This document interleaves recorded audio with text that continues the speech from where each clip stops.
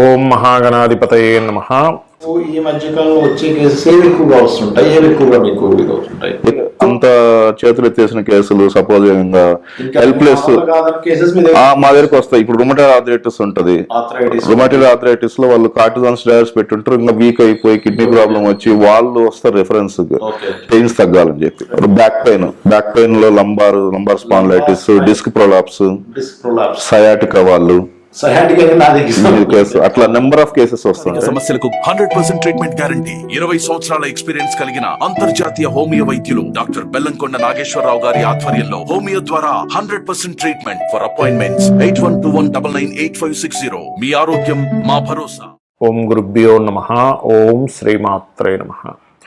పరమేశ్వర స్వరూపమైనటువంటి జ్యోతిష, వాస్తు మరియు ఇతర అనేకమైనటువంటి శాస్త్రములను మనకు అందించినటువంటి మహర్షులకి నమస్కారం.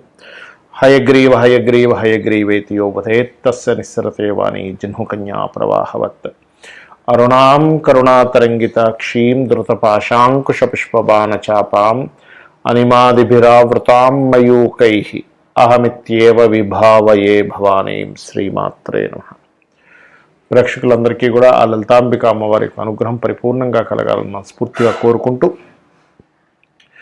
మనం ఈరోజు చాలామంది నన్ను అడిగినటువంటి ఒక ప్రశ్న ఏమిటి అంటే, ఏమంటే మేము లైఫ్లో ఫైనాన్షియల్గా బాగా చితికిపోయి ఉన్నాము, మరలా మేము రీస్టార్ట్ చేయాలి అనుకుంటే పర్టికులర్గా ఏదైనా ఒక్కొక్క లగ్నం బట్టి లేదా ఒక్కొక్క రాశిని బట్టి ఫలానా వాళ్ళ ద్వారా ధనం తీసుకొని స్టార్ట్ చేయడం కానీ, లేకపోతే ఫలానా రోజు స్టార్ట్ చేయడం కానీ, ఫలానా దేవత ఆరాధన చేసుకుంటూ స్టార్ట్ చేయడం కానీ, మళ్ళీ నా లైఫ్ని కనుక రీస్టార్ట్ చేయాలనుకుంటే ఎటువంటి రోజు అంటే ఏ రోజు ఎటువంటి వాటిల్లోకి ఎంటర్ అవ్వడం ఇట్లాంటివి ఏమైనా ఉంటుందా అని. బట్ నేను ఒకటి చెప్తాను, ఇది ఫలానా లగ్నం, ఇది మేషమో వృషభమో ఉంటుంది లగ్నం, అలా లగ్నం బట్టి ఉంటుంది, ఉండదని కాదు. కాకపోతే మీ పర్సనల్ చార్ట్లో మీ ధనాధిపతి ఎలా ఉన్నాడు, మీకున్న మహాదశ ఎలా ఉంటుంది అనేటువంటిది ఉంది. దీనికి కండిషన్స్ కూడా నేను లాస్ట్లో చెప్తాను. అదేవిధంగా అసలు జాతక చక్రం లేని వాళ్ళు కూడా ఫైనాన్షియల్ గ్రోత్ అవ్వాలి ఏంటనేది చెప్తాను. బట్ మనం ఈ ఎపిసోడ్స్లో ఏంటంటే ఒక్కొక్క లగ్నం తెలియని వారు రాశి బట్టి మనం ముందుకు వెళ్దాం. వృషభ లగ్నము, వృషభ రాశి. సహజంగా వృషభ లగ్నానికి ఉన్నటువంటి తత్వం ఏమిటి? బికాజ్ ఆఫ్ ఆ లగ్నానికి ఉన్న తత్వం, ఆ రాశికున్న తత్వమే అదే అతన్ని గ్రోత్కి తీసుకెళ్తుంది. ఓపిక. వృషభం అంటే ఓపిక అండి. ఎంత ఓపిక ఉంటుందంటే వృషభ లగ్నం వాళ్ళకి అల్టిమేట్గా ఉంటుంది. ఎవరో ఒక 1000 జాతకాల్లో ఒకరికి ఉండదు. బికాజ్ ఆఫ్ ఆ కారకుడు ఎవరైతే ఉన్నారో, వీనస్ ఎవరైతే ఉన్నారో అతను పాడవుతాడు. అందుకని ఓపిక ఉండదు, అంతేమించి ఏం లేదు అక్కడ. అయితే ఇక్కడ ఈ జాతకులకి ధనాన్ని ఇచ్చే వాళ్ళు ఎవరు తీసుకోవాలి? బుధుడు. సర్వసాధారణంగా వృషభ లగ్నం అంటే బుధుడు. ఈ బుధుడికి 25 వచ్చింది అంటే తెలివితో, వీళ్ళ యొక్క ప్లానింగ్తో డబ్బులు వచ్చేస్తాయి, గుర్తుపెట్టుకోండి. అలాగే వీళ్ళకి సంతానం కలిగిన తర్వాత నుంచి కూడా ఫైనాన్షియల్ గ్రోత్ పెరుగుతుంది, అందులో ఎటువంటి డౌట్ లేదు. అయితే ఎప్పుడు మరితో 1000 జాతకాలు ఒక జాతకం ఎందుకు మిస్ అవుతుంది అలాగంటే ఆ బుధుడు పాడవుతాడు.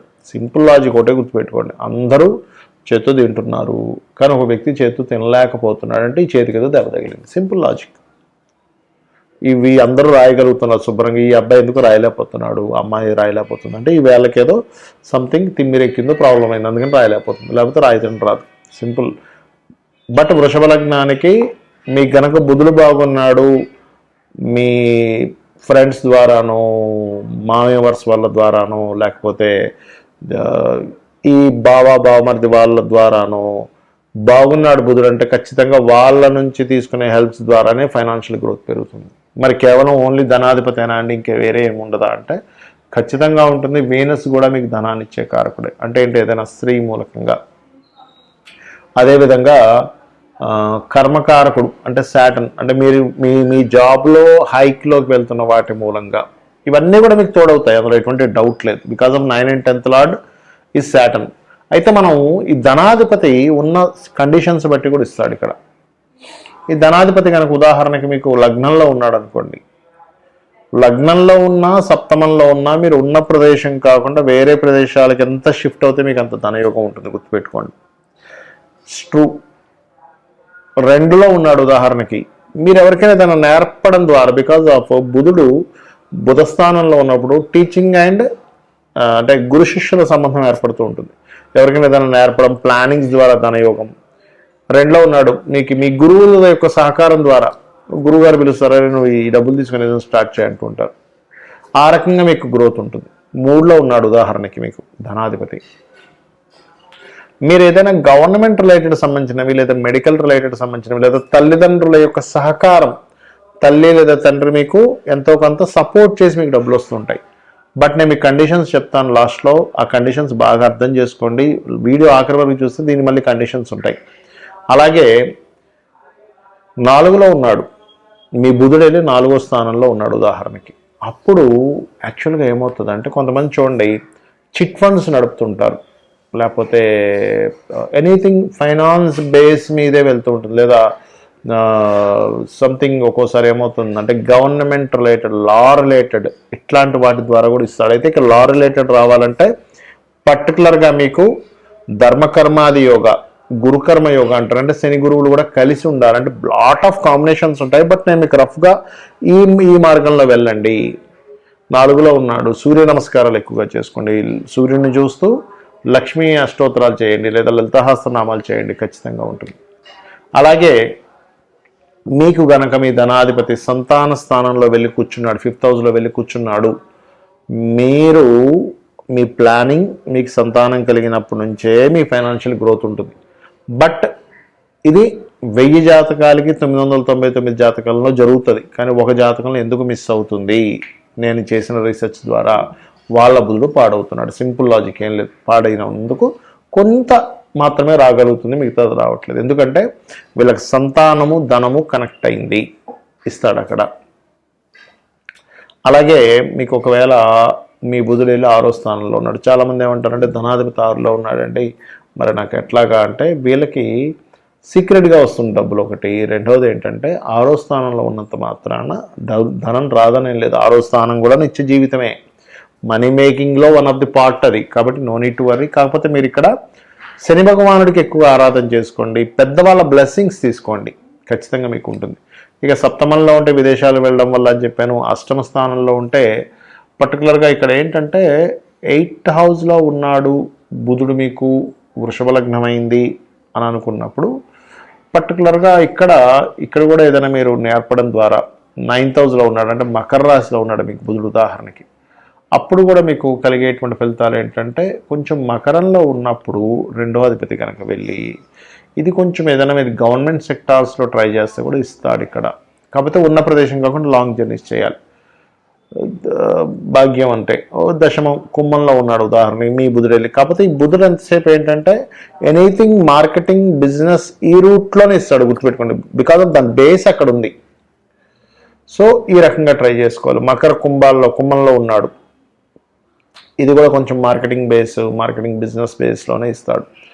అలా కాకుండా లాభంలో ఉన్నాడు ఉదాహరణకి మీ బుధుడు, అప్పుడు కూడా మీకు పర్టికులర్గా సంతానం మూలంగానే ఇస్తాడు, ఎందుకంటే సంతాన స్థానాన్ని చూస్తాడు కాబట్టి. ఇక్కడ నేను మీకు కొన్ని కండిషన్స్ కూడా చెప్తాను.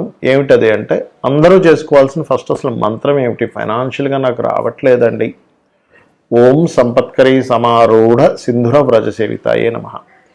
లేదు బాగా అప్పులు ఉన్నాయి, గొడవలు ఉన్నాయి, ఆ గొడవలు తీరిగితే కానీ నాకు డబ్బులు రావంటూ ఉంటారు. అలాంటప్పుడు నవవిద్రుమ బింబశ్రీ ఞక్కారి రతనచ్చద, దీనికి ముందు ఓము లాస్ట్లో నమః కలుపుకోండి. ఓం నవవిద్రుమ బింబశ్రీ ఞక్కారి రతనచ్చదాయే నమః.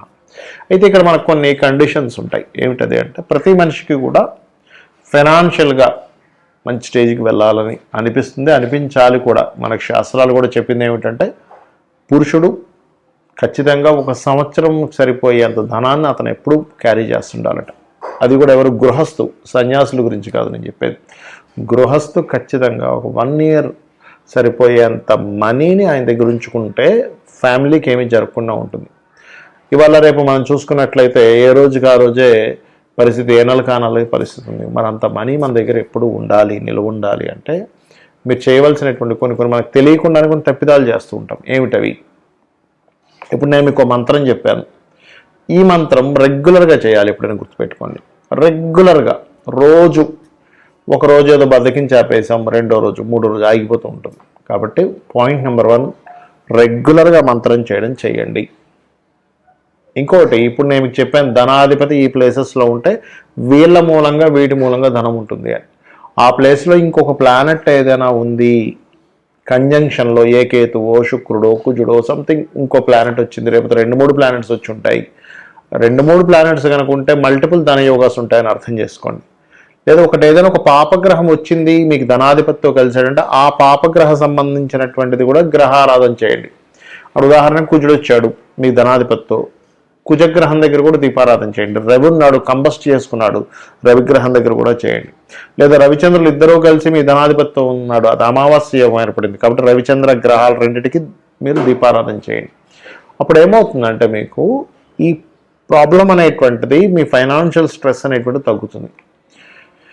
ఇక మరొక విషయం ఏంటంటే చాలామందికి గోవులు దగ్గరలో ఉన్నాయండి, గోవుకి ఏదైనా తినిపించవచ్చు అని అడుగుతున్నారు. ఫైనాన్షియల్ గ్రోత్ మీకు రావాలి, మీ గ్రహస్థితిలో మంచి మార్పు జరగాలంటే మీరు చేయవలసింది సింపుల్గా ఒకటే గుర్తుపెట్టుకోండి. శనివారాలు పిడికెడు బెల్లం, సింపుల్ పిడికెడు బెల్లం తీసుకెళ్ళి దేశీవాలి గోవుకి ప్రశాంతంగా అంత హ్యాపీగా పెట్టండి చాలు. ఆ జీవి కనుక ఆనందిస్తే ప్రకృతి ఆటోమేటిక్గా మీకు పాజిటివ్ రిజల్ట్స్ ఇస్తుంది. శుక్రవారాలు 3 చపాతీలు తీసుకోండి, దాని నూనెతో కాల్చకుండా చక్కగా నార్మల్గా కాల్చి దాని మీద చక్కగా తేనె పూసి చిన్న చిన్న ముక్కలుగా చేసి చిన్నపిల్లలకి ఎలా తినిపిస్తాం అట్లా గోవుకు తినిపించండి. 3 సంఖ్యకి గురువు కారకుడు, తేనెకి శుక్రుడు కారకుడు, గురు శుక్రుల సంబంధం ఈ ఫైనాన్షియల్ గ్రోత్. అలాగే ఇక్కడ మరొక విషయం ఏంటంటే మీరు తెలియకుండానే కొన్ని మిస్టేక్స్ చేస్తాం, చెయ్యకూడని పనులు చేస్తూ ఉంటాం. మనం ఎన్నో పూజలు చేస్తుంటాం, ఓ పక్క చేయకూడని పనులు చేస్తుంటాం. ఏమిటవి? అందుకే ఫైనాన్షియల్ క్రంచ్ కూడా ఏర్పడుతూ ఉంటుంది. గుర్తుపెట్టుకోండి. 1, సండేస్ నాన్ వెజిటేరియన్, డ్రింకు, స్త్రీని కలవడము, తలకు నూనె పెట్టుకోవడం చేయకండి. Sunday is most important. 2వది, ఒక పూజ చేస్తాము, ఒక మంత్రం చేస్తాం, మాటికి మళ్ళీ ఇది పని చేస్తుందో లేదో, ఇది చేశాను కానీ ఏమవుతుందో, నెగటివ్ థింకింగ్ స్టార్ట్. అలాగే ధనం అనేటువంటిది ఒక నోట్ల కట్టల రూపంలో అసలు చూడకండి దయచేసి. ధనం దేన్ని ఆశ్రయించి ఉంటుంది? ఒక స్కిల్ని ఆశ్రయించి ఉంటుంది. డబ్బులు ఎప్పుడు కూడా ఒక స్కిల్ని ఆశ్రయించి ఉంటుంది. మీకు డబ్బులు ఎక్కువ కావాలి అంటే ఎక్కువ స్కిల్స్ నేర్చుకోవాలి. ఇది మెయిన్ పాయింట్. మీ దగ్గర పలానా ఇది ఉంది, ఒక బిజినెస్ మ్యాన్ దగ్గరికి వెళ్ళి మీరు చెప్పారు నా దగ్గర ఒక గొప్ప ఐడియా ఉంది, దీని ద్వారా మీ యొక్క బిజినెస్ డబల్ అవుతుంది అన్నారు. వెంటనే అతను మిమ్మల్ని అవునా అయితే నువ్వు నా దానిలో కొంచెం జాబ్ చేసి చూపించు అంటాడు. మీరు చూపించగలిగారు, ఏమవుతుంది? మీ యొక్క వాల్యూస్ పెరుగుతాయి. అంటే ఏమిటి? డబ్బు సంపాదించాలంటే ఎవరైనా కానీ స్కిల్స్ పెంచుకుంటుండాలి. దీని బీజం అది. ఇంకోటి ఏంటంటే డబ్బుని చాలామంది ఏం చేస్తారు, ఒక రేంజ్లోకి వెళ్ళంగానే చప్పబడిపోతారు. అది చాలా పెద్ద మిస్టేక్. అరే నేను ఆ రోజులు చాలా బ్రతికాను, దాని తర్వాత ఎందుకు నేను పతనం అయ్యాను అంటుంటారు. బికాజ్ ఆఫ్ అప్డేట్ లేకపోవడం. ఎప్పటికప్పుడు అప్డేట్ చేసుకోవట్లేదు వాళ్ళని వాళ్ళు. ఎప్పుడైతే మనం అప్డేట్ చేసుకోవడం ఆగిపోతామో ప్రకృతి, ఈ వరల్డ్ అనేది ఆగదు, వెళ్ళిపోతూనే ఉంటుంది. మనం అక్కడ ఆగిపోయాం, ప్రపంచం ముందుకు వెళ్ళిపోయింది. ఇది గుర్తుపెట్టుకోండి. నేను చెప్పిన పరిహారాలు చేసుకోండి, 100% మీరు లైఫ్లో సక్సెస్ అయి తీరుతారు. ఇంకా ఎక్కువ సమస్యలు ఉన్నాయండి, అసలు మైండ్ పని చేయట్లేదు అంటుంటారు చాలామంది. అసలు ఏం చేయాలో అర్థం కావట్లేదు, షివరింగ్గా ఉంది, బోల్డ్ క్రెడిట్ కార్డ్స్ అయిపోయాయి, చాలా ఇబ్బందిగా ఉంది. ఉదయం సాయంత్రం 2 సార్లు లలితా సహస్రనామాలు యూట్యూబ్లో పెట్టుకొని చక్కగా జస్ట్ ధ్యానంలో కూర్చొని ఇక్కడ ఆ కాన్సన్ట్రేషన్ ఇక్కడ చేస్తూ అలా కూర్చోండి. మీ మైండ్ ఫస్ట్ సెట్ అవుతుంది. ఎందుకంటే నేను చాలామందిని చూస్తుంటాను, బోల్డ్ అప్పులు, క్రెడిట్ కార్డులు వాడేసి, అది వాడేసి, ఇది వాడేసి, అవి ఎలా కట్టాలో అర్థం కాక వాళ్ళ ఫోన్ నుంచి తప్పించుకుని ఇలాంటివన్నీ పడుతున్నారు. అప్పులు మీకు పూర్తిగా పోవాలంటే ఓం అపర్ణాయై నమః ఈ మంత్రం చేయండి. ఖచ్చితంగా మీరు ఆ యొక్క అమ్మవారి అనుగ్రహంతో మరలా పూర్వ వైభవాన్ని మీరు పొందుతారు.